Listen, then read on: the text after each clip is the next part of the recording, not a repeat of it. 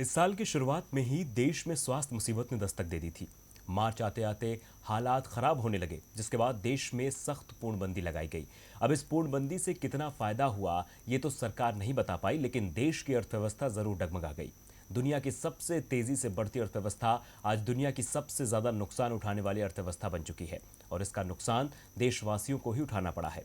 लेकिन अब एक रिपोर्ट ने सरकार के होश उड़ा दिए हैं। तो क्या है इस रिपोर्ट में?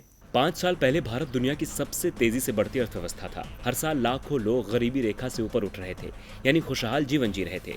2016 में देश की जीडीपी 8% के पार पहुंच चुकी थी, लेकिन इसके बाद मोदी सरकार की नीतियों के कारण इसमें लगातार गिरावट आती चली गई, और इस साल स्वास्थ्य मुसीबत ने तो जीडीपी का दम ही निकाल दिया है। भारत की अर्थव्यवस्था किसी और देश के मुकाबले तेजी से सिकुड़ी है, जिससे लाखों करोड़ों भारतीयों के सपने बिखर गए।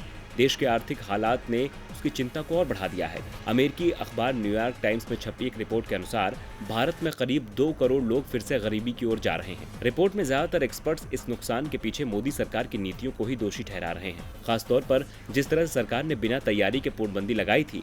रिपोर्ट में सूरत की टेक्सटाइल मिलों की स्थिति को बताते हुए कहा गया है, यहाँ की टेक्सटाइल मिलों में हजारों लोग काम करते थे, लेकिन तालाबंदी ने सब कुछ बंद कर दिया।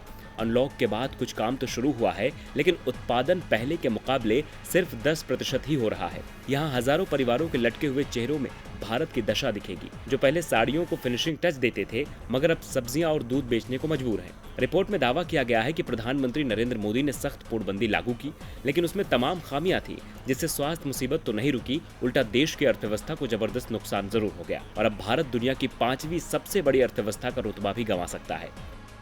डीबी लाइव की रिपोर्ट।